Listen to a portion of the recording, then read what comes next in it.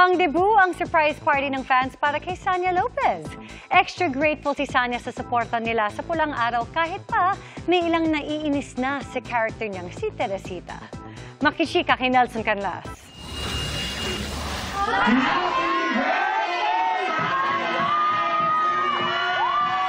Hindi pa tapos ang birthday celebration dahil ang fans naman ni Pulang Araw star Sanya Lopez ang naghanda ng party para sa kanya. Grabe, super happy talaga ako kasi hindi ko talaga in-expect. Akala ko, meron akong isang, kasi ang sabi sa akin, may meeting ako. Tapos sabi ko, may meeting?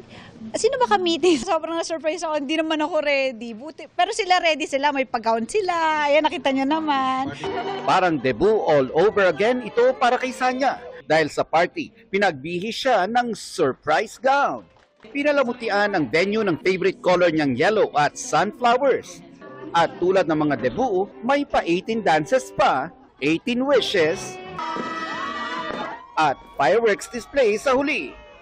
Siguro ito yung, ang cute lang kasi bago to sa akin. Hindi ako nag-debut ever sa lahat ng mga naging birthday ko. Actually, pag mahal ka ng mga lahat ng mga sumusuporta sa'yo, walang edad-edad yan. Kung gusto ka nalang i-surprise ka nila.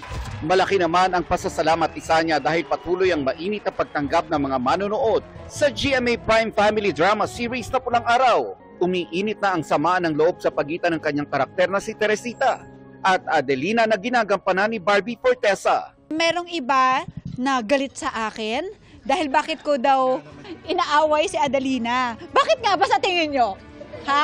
Bakit nga ba? Pero may rason naman kasi si Teresita. Sa ngayon, galit sa akin dahil nga inaaway ko raw si Adelina at pinaglalayo ko raw sila ni Hiroshi. Ay nako, manood lang po kayo ng Pulang Araw nang malaman ninyo.